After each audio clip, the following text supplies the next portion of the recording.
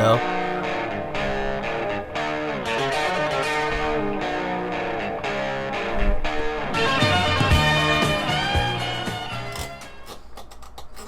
Hi, this is David Odell with OdellCompleteConcrete. Here we are adding the fiber mesh in the concrete, which I always add on the job.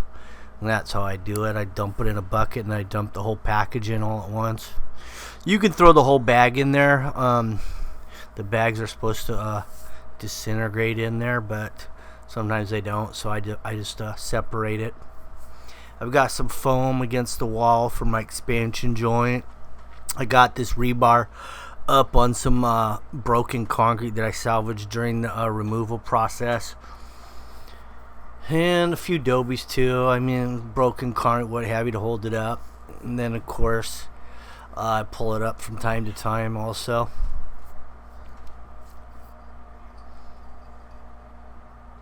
This is a 3000 psi pea gravel mix, so it's like a, what is that, a 6.5 sack? Yeah, about a 6.5 sack. And I've got a 12-foot rod board there, and it's a 16-foot run, so we kind of got to go back and forth to get all the way across. And then I'm using the 3.5. Well, I think he's using the wood bull float on this one. Either one's fine though, wood or magnesium or fiberglass. They all kind of do the same thing. I mean, in a pinch, you can just break a 2x6 or a 2x12 and nail a 2x4 and use that for a bull float if you want to, but which I've had to do on occasion. In remote locations, nobody had a bull float, so we had to use a 2x12 and just make it work for a bull float, you know, that kind of deal. As far as trowels go, as far as the trowel itself and the hand edge, those are hard to manufacture on the job site, so kind of need those for sure.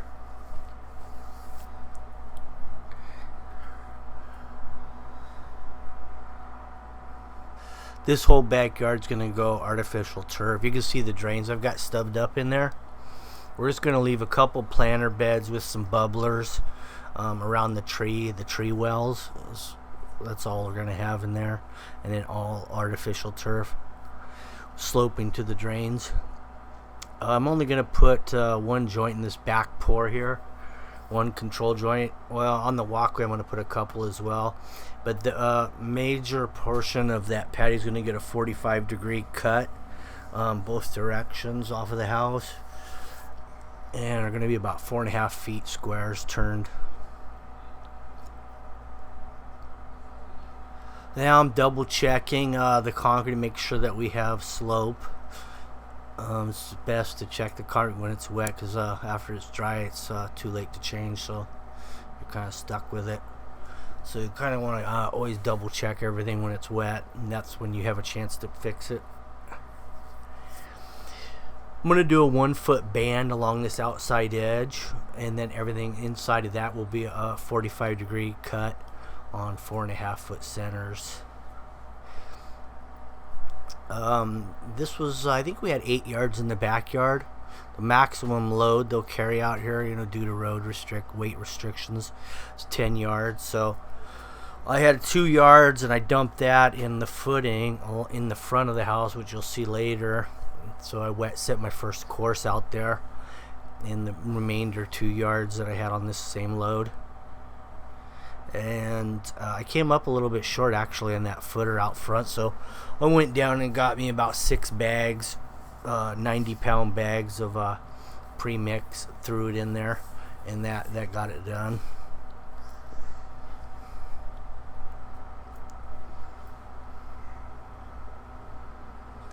That's your 10-inch wide, half-inch radius walking edger right there. And you can tell that it's not 12 because we have a 12-inch band and it's not quite reaching that joint. That little stub up on the electrical there, they have a 1-inch conduit, which is real nice for if you're running, especially if you're running like 240 for a jacuzzi or something. The wires will fit in there real easily. Now we're running the funny trowel here, and that shaded area up there, That's taken quite a long time to dry because it never got seen the sunlight while we were here.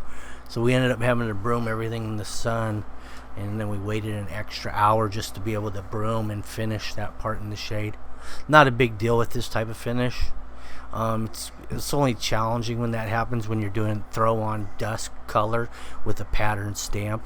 Then it can be a little challenging with that type of finish, but everything else pretty simple.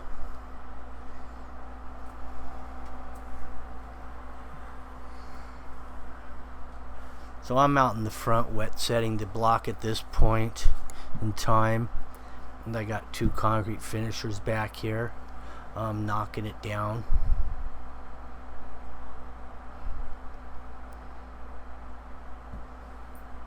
I got a horsehair broom here. Well, it's actually 50% horsehair, 50% nylon. The nylon helps keep the horsehair straight. Otherwise, if you go with 100% horsehair, they kind of roll over, just like the mane of a horse kind of rolls over like that, and so it goes back to that shape. So you got to get the nylon in there if you want to keep your bristles straight.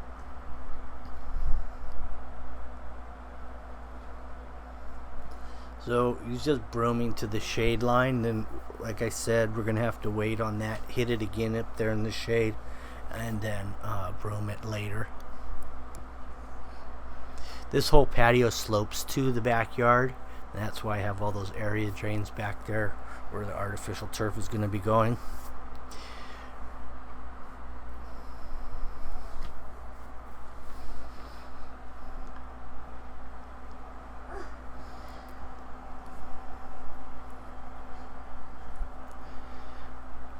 This is your troweling procedure. A couple metal sliders or knee boards. You can use plywood, square chunks of plywood or sliders, whatever you happen to have works fine for getting out there on the concrete.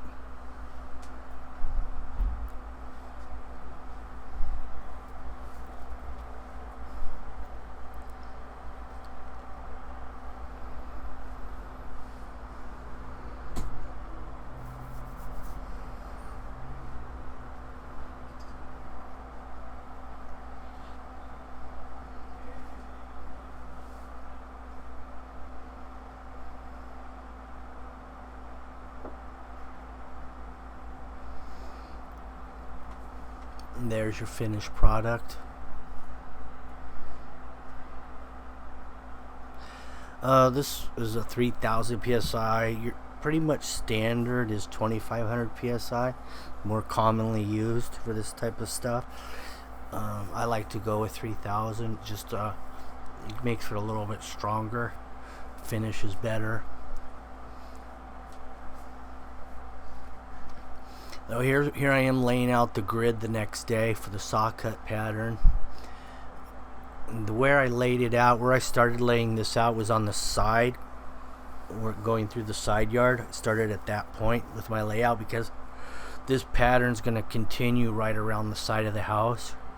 And I wanted to center it on that narrow part through the side yard because it would be kind of funky looking if you offset through there and you have little pieces where it hits the walls and stuff. So I centered everything on the side yard and brought it basically around to the backyard.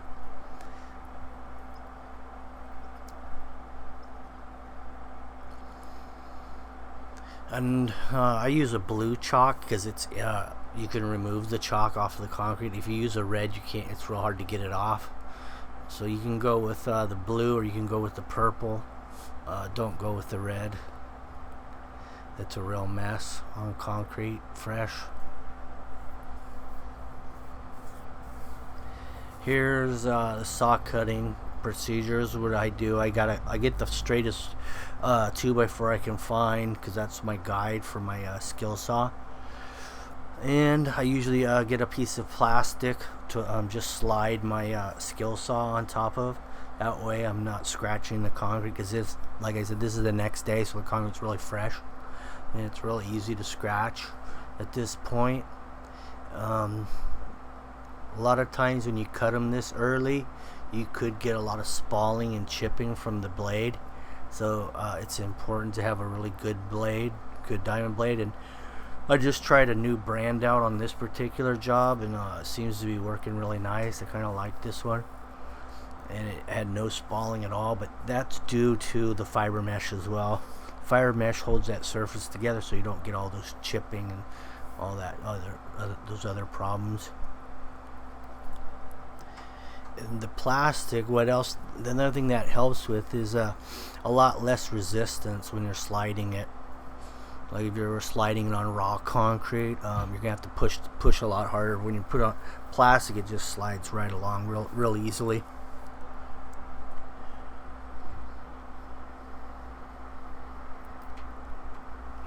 So I'm cutting all these about 3/4 of an inch deep, and what that does is it creates a weak spot in the concrete, so it's gonna crack. If this concrete decided to crack or wanted to crack somewhere, it always cracks in the weakest spot. So all these cuts create a weak spot in the concrete, so most likely if it does crack, it's gonna crack on one of these, so you'll never see the crack because it'll be controlled in the saw cut. And that's why they're called control joints, because you're controlling a crack. Now when you get up to these walls and houses with the skill saw, you can only get within about 6 inches, so you got to have a little grinder, right angle grinder with about a 4-inch diamond blade in that, and then you can just freehand the cuts up to the wall or house and complete the cuts.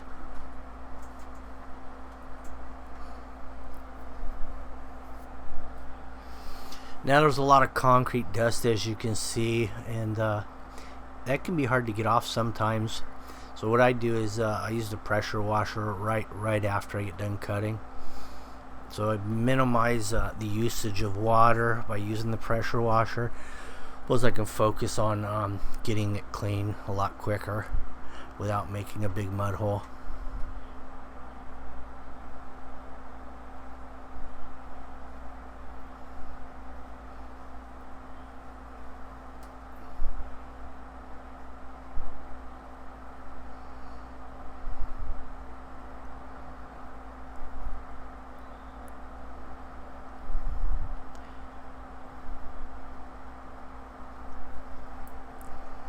I just used the 40-degree tip for this. The 20 is just a little bit too much on the fresh concrete. And here's what it looks like when you get all done. As you can see, there's no puddling on here. The water runs off real good. I had about 1.5 inch slope and 16 feet, and so that's pretty flat. You know, it's not even a noticeable slope, but it gets all the water off. And that's the saw cuts help do that as well. Get the water off because it channels it. So the cuts come in handy for that too. And I've got a little 1/4 inch foam along that block wall there because we're binded between the house and the wall. So whenever you're in between two fixed areas, it's nice to have some kind of an expansion joint, one side or both sides, but one side's usually enough. So I didn't run that 45 grit on that walk. Anyway, here's the next pour day. Here we are in the side yard. Here's that block wall that I was talking about. I did this footing with the first load that we poured, and we completed the wall. It's a 20-foot run over here, a block wall that we did that first. Now we've got this side yard ready to pour, which is another 7 yards on the flat work, and then I'm gonna grout the wall as well. So I got 8 yards on this next truck. And what I'll do when I get to the end of this flat work pour is I'll add water to the concrete, because you need it wet to drop down in the cylinders of the block where the steel occurs, and horizontally and vertically.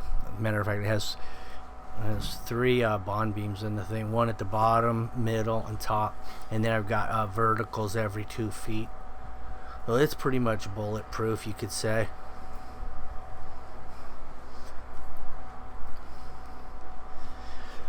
So we got our line pump ready to roll. We got drains. I got a lot of drains on this side yard because there's really no place to run it to other than the front, and we didn't have that much slope because we had an existing walkway we were matching up to in the front here.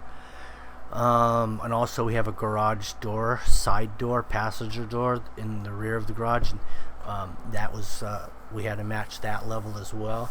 So I set my drains about an inch below that garage floor on this back area. And then I've got high points, and I created those. See those wood stakes there? Those are in between each drain, and those are high points. And what I do is I just drive a 16 nail through them and throw a 2x4 from the drain to the top of a high point, and then I use that as my guide to rod the concrete off. So this way, when you get all done, you have the right slope to the drains, and you won't have any puddling. In this side yard, we had to stop every 20 feet or so, bull float, and then start going again.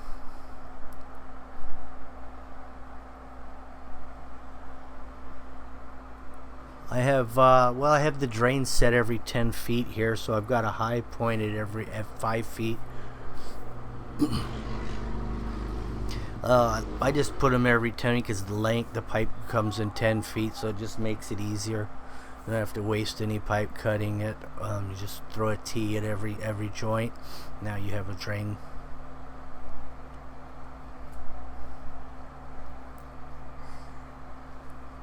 All my downspouts are connected to the drain as well. It goes underneath the city sidewalk and through the curb face into the gutter. So that gets a lot of the water, just with the downspouts alone, gets a lot of your runoff handled. And that's really the biggest problem of yards flooding, is just the roof drainage. And once you capture all that and send it to the street, you're in pretty good shape. I've got some scaffolding set up on the other side of this block wall where I'm going to be running the pump hose from to fill that wall up. I've got some grout stop in key locations, so the concrete's only going to flow where the steel is, because what we do is we put the grout stop and then we remove the grout stop where the steel occurs, so the concrete can flow into those areas. This little piece right here, there's going to be a vinyl gate and fence coming across here, so we're going to have a 4-foot wide gate, and then the rest will be just a fixed vinyl fence. Here's your top bomb beam here, and there's one more in the middle, like I said, and another one near the bottom. This concrete went off rather fast. It was a little bit warmer day, and we had more direct sunlight.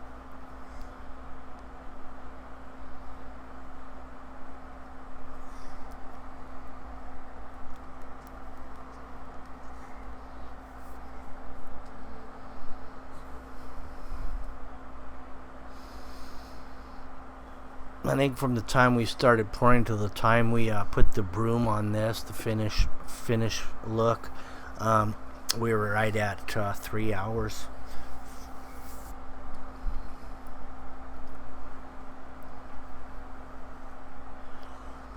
And that's what it kind of looks like when you come out and you got it bowl floating and laid down. You can see a couple splatters on the side where the water's coming through the block wall. That's from the grout.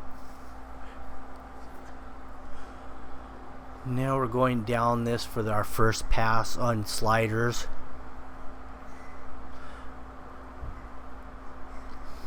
I usually make at least 2 passes on sliders before I put the broom on anything. Minimal of 2 times.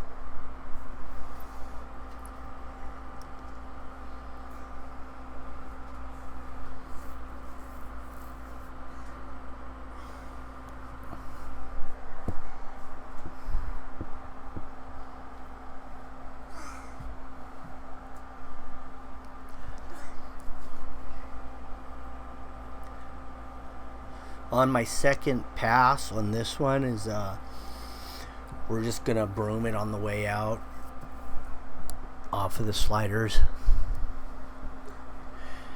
I'm putting one joint right here at the corner because that's a area that could crack overnight before I get my cuts, so I like to put the joints where I know it may crack, whether I'm doing a 45-degree angle or not. We're gonna put a couple key control joints in while it's wet. As you might, if you don't have this one in here, you might come back the next day, get ready to sock it, and it's already cracked. So then it's too late.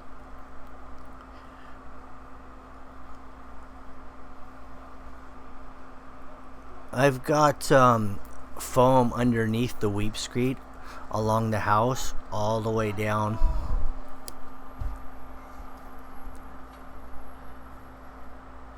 Because like I said, we're between the wall and the house, and we put a little bit of expansion along the house all the way down. That way, you know, if it wants to move, it can without doing any damage to anything or getting binded.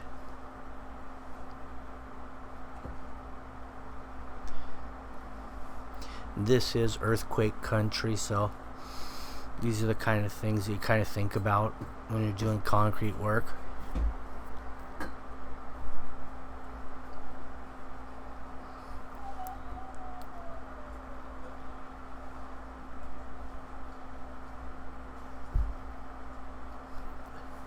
I'm just dry brooming all this. Since I'm right behind the knee border, there's enough moisture in the concrete to get a nice broom on it without having to wet the broom. And a lot of times what happens when you do wet the broom, which I try to stay away from, is you're kind of weakening the surface of the concrete by adding water through the broom onto the concrete. So it's best if you can dry broom everything. You'll end up with a stronger surface.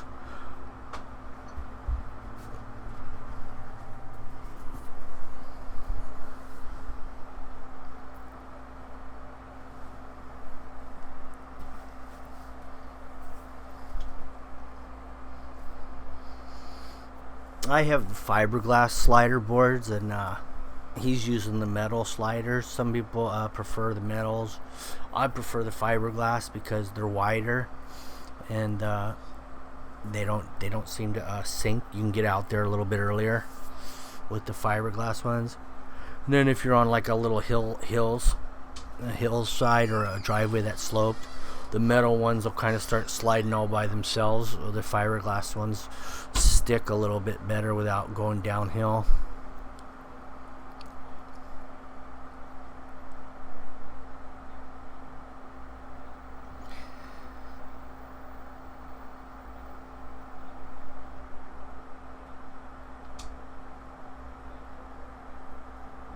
Anyway, I've got the GoPro on there right now, but I don't think we have any shots in this one of the GoPro, but we're going to start incorporating a little bit of first-person action through the GoPro to really get the feel of what's going on.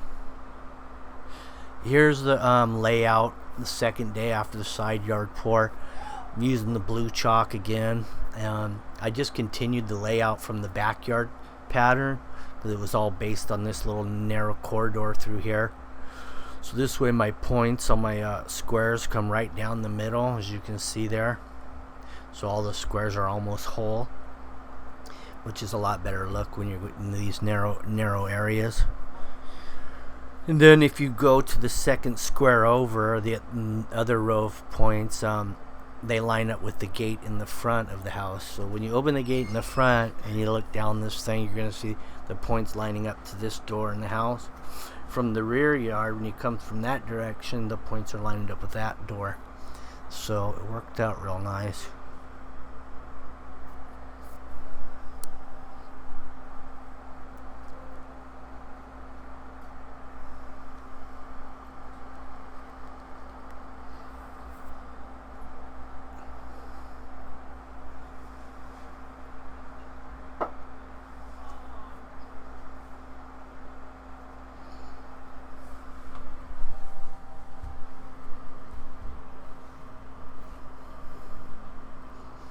That block wall is going to be getting a scored cap on it, and that scored cap's going to go all the way down, even on top of that existing wall as well. There's a step down right now on the existing wall, so we're going to just make it a straight from the rear all the way to the front without a step down in the block. Same procedure here on the side yard. You lay down a plastic strip to rest your plate of your skill saw on. less resistance and no scratching. And from the outside edge of the guard to the blades, 1.5 inches. So you just have to set your guide, your 2x4 or whatever straight edge you might be using, 1.5 inches off of your line, and then you can put your skill saw right up against it, and you'll stay right on that line all the way.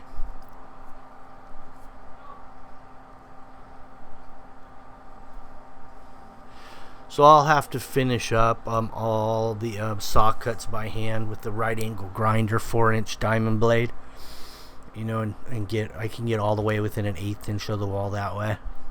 It looks like they're totally complete.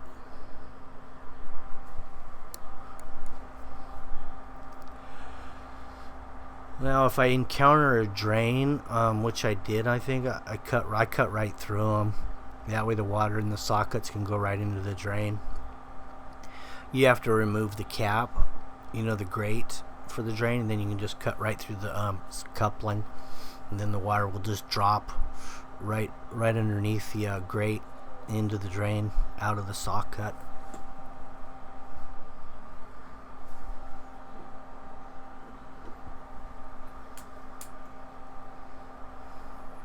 Here's a little GoPro first person action.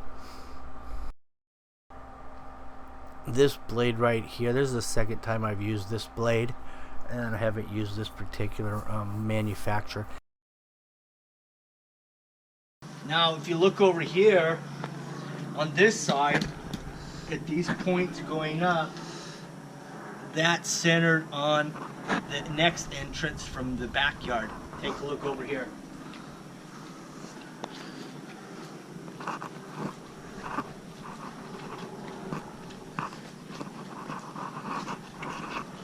Notice here as we get in this narrow corridor here, we're also centered all the way back, and this pattern continues right through the backyard.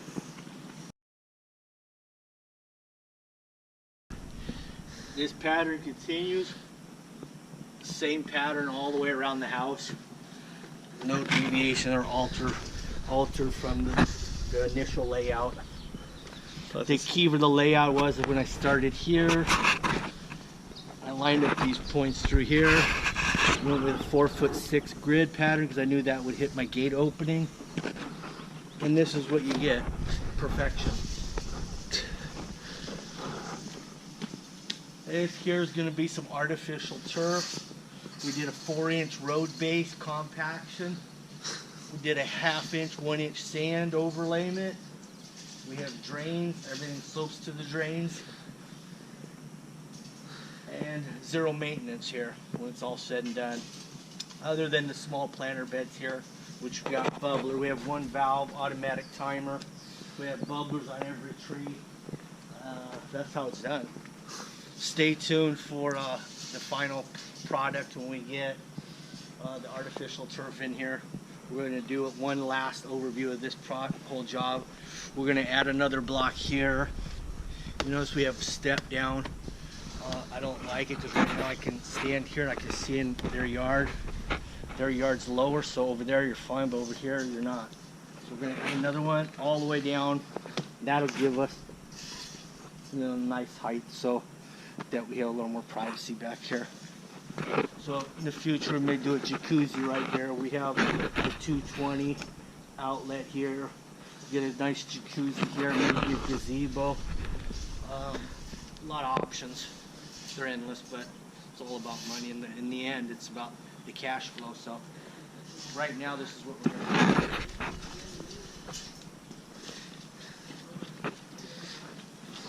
do. Looks really nice. It's beautiful.